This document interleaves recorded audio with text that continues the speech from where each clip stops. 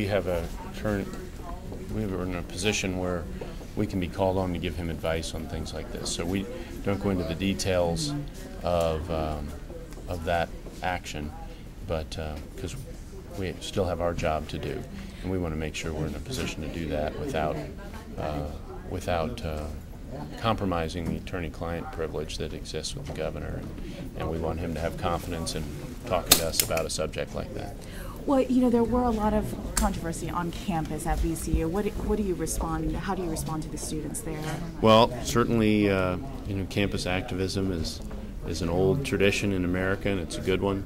And those folks are expressing themselves on a matter that's been in the political arena for a long time. Our role isn't in the political arena on this subject. Our role is to give legal advice, to state what the law is. We've done that.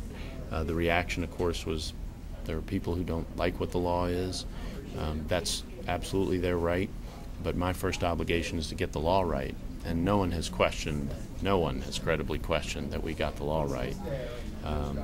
The same opinion, more or less, was given by 5 attorneys general before me, including 3 Democrats, and the Virginia Supreme Court. So in that sense, until Virginia law changes, I'm sure the debate will continue. And frankly, if it's like every other political debate where people feel strongly about it, it'd continue even if the law changed. So. Well, you were under some heat. You were under some heat. Do you feel that did it catch you by surprise, the reaction that? We understand it's a sensitive topic. We don't have the choice in the AG's office not to give legal advice.